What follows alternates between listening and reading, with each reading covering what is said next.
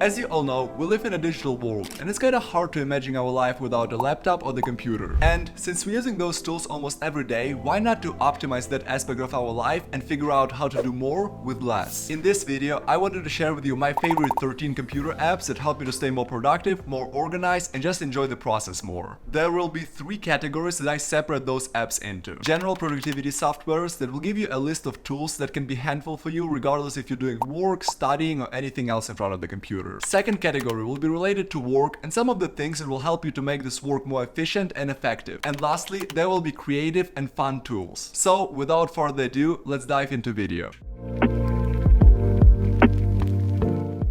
I want to start with an app that basically transfers my brain inside of the computer. Notion is definitely my #1 pick when it comes to productivity and organization. This software exists in web version, desktop client, as well as phone app, and it syncs it all together into one account. If I have to shortly describe it, think about Notion as one big hub that allows you to do project management, note-taking, tasks, etc. etc. It combines all the best from the different note-taking apps, from the project management tools, as well as tracking tools, and put it into one platform, which makes it a really powerful tool for individuals as well as for business use, because now you don't need to jump from app to app to app and you have it all in one space. In my Notion, I built something that is called LifeOS, and it's basically a fancy name for a landing page where I have reminders, I have to-do list, I have some other things I want to take care of, as well as folders that I optimize my life by. So it's health, wealth, relationship, etc. And as I've mentioned, I basically do everything in Notion. I write scripts for my YouTube in Notion, I track some tasks in Notion, as well as I keep track of my revenue and expenses,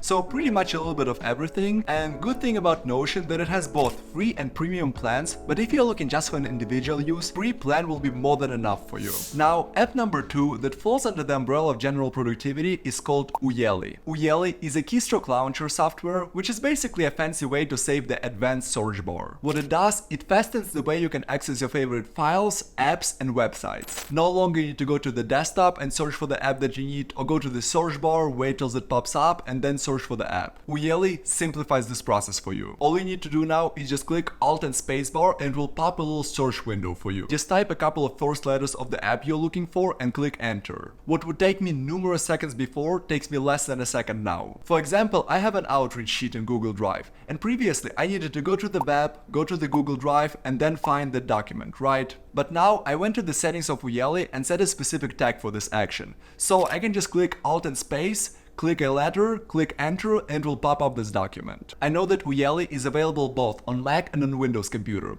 but I also know that when it comes to keystroke launchers, Alfred is considered to be the best solution for Macs, so if you're a Mac user, that might be something you might want to consider. And it has the same principle, so all the things that I was talking about now will apply to Alfred as well. Next, we have Calendar, and I find this tool to be extremely undervalued. There are 3 types of people when it comes to using Calendar. First type is not using Calendar at all. Second type uses Calendar to write down some of the appointments, and when it's the date of the appointment, they're getting reminded of it. And third type are the people who using Calendar to the fullest and do something that is called time boxing. I use Google Calendar personally since it helps me to sync all the Google stuff that I'm doing.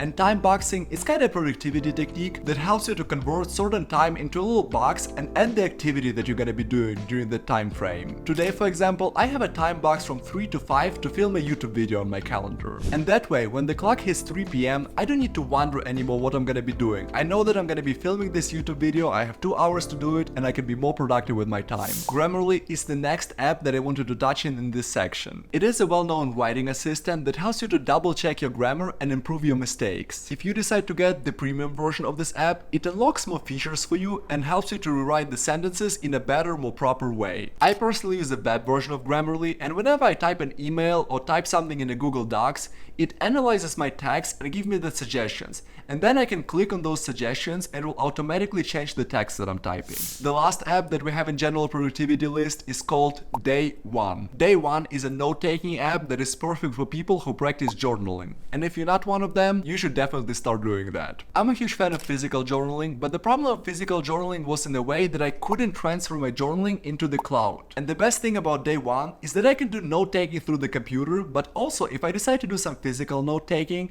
I can later Illustrator scan the page and upload the PDF into the Day 1. Day 1 has a lot of cool features and it allows you to upload some media into the cloud. It also allows you to add some location, and then when it's an anniversary of your node, it will send you a little reminder like, hey, 1 year ago you did this, or 2 years ago you did that, etc. It comes with a cost of $35 a year, but when I see the cost like that, I'm kinda trying to think, well, if I divide it by 12 months, it's gonna be like $3 per month.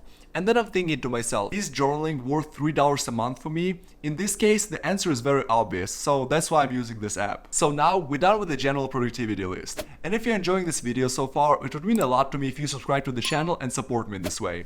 And now, let's move to the work list. When I say work, it doesn't mean that those tools can be applied only to this thing, but they're more targeted towards businessy side. If you're like me and you do some research on the topics you're working on, you're probably already using some AI like ChatGPT, for example. I personally like ChatGPT, but the problem is that it doesn't give you the sources where it gets the information from. And that's where another AI bot, Perplexity AI, comes in handy. At its core, it's very similar to ChatGPT and it's basically doing the same thing, but I think the information that it provides is not limited to 2021. And another great thing about Perplexity AI that it lists sources. You can ask it about best productivity techniques and it will give you some AI-generated bullet point list. However, it will also reference the sources it took this information from. Next in the list comes the meetings killer, Loom. Elon Musk in the past showed his negative strong opinion about excessive work meetings.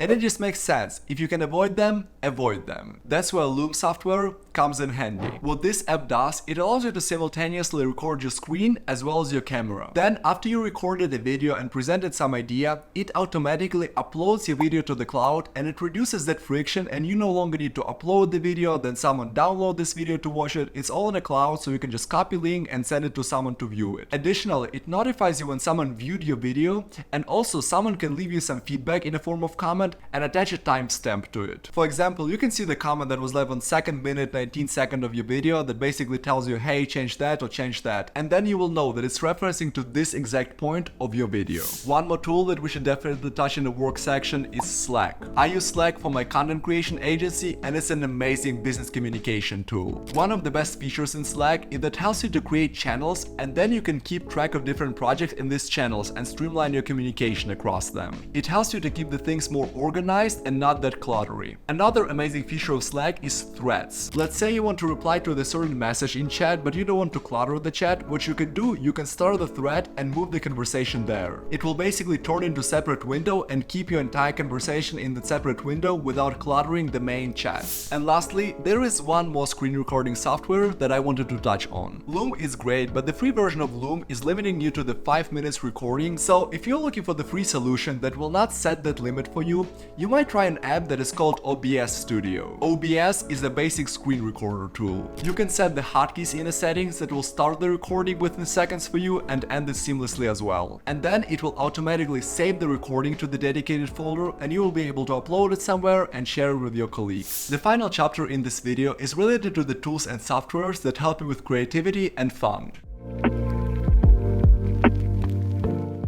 This list starts with a tool that I recently discovered for myself, and that's called Figma. I know a lot of people are using Figma for the graphic design or for the UI design for websites, but I'm not really interested in those things, and I'm using Figma for some brainstorming and visualization of the projects. It has a very simple board to use, and it allows you to easily add the elements to that board and add the visualization to your project. Take this video for example. Before I even started with the script to this video, I went to Figma and I visualized the entire project really quick, the high outline of it. So I had a list of tools that I want to talk about in this video, as well as a couple of the main key points that I wanted to touch on. Then we have my favorite YouTube tool, that is YouTube Music. Whenever I do some graphic design or some work that allows me to listen to some music on the background, I like to put some Harry Potter theme music or some Game of Thrones theme music and make my work a little bit more fun and enjoyable. I work with the video editing a lot, and my go-to softwares are Premiere Pro or After Effects, but whenever I need to work on a shorter project, I'll go to CapCut. Free, simple to use, and super user-friendly. But despite of a low learning curve, it still will provide you with a lot of stuff that you can implement in your edits, like hundreds of transitions, effects, and etc.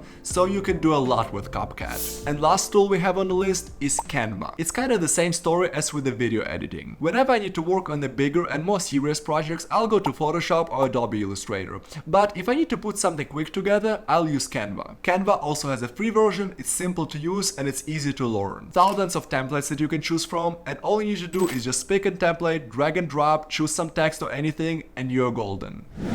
And that was it, guys. A quick list of my favorite 13 tools that help me to be more productive and organized. There are obviously many more softwares that will help you to optimize your life, but I hope in this list you will find at least something that you might be willing to try. Let me know in the comments if I'm missing anything from it or if you used any of those tools and what you think about them. Don't forget to subscribe, check out my other videos, and I'll see you in the next one.